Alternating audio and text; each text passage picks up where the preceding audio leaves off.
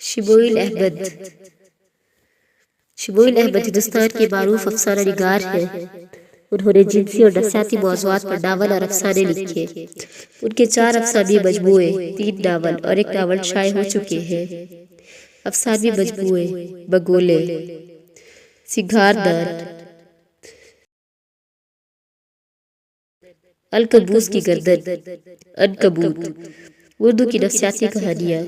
Novel: مہاماری، اے دل آوارہ، گرداب، novel ندی۔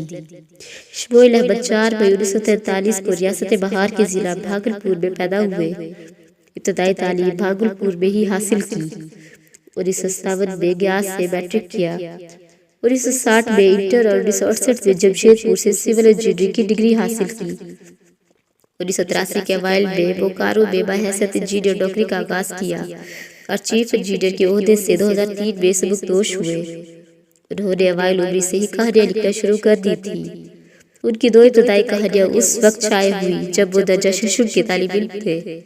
پہلا افسانہ صنم پٹنہ میں چاند کا داغ کے نام سے نومبر-دسمبر 1962 میں شائع ہوا، مگر پہلا افسانوی مجموعہ تاخیر سے منظر عام پر آیا۔ ناول ندی کے 5 ایڈیشن شائع ہو چکے ہیں۔ ناول مہاماری کا دوسرا ایڈیشن ارشا پبلیکیشنز دہلی سے شائع ہوا۔ ناول کی کلیات میاٹرلنک پبلیکیشنز لکھنؤ نے شائع کی۔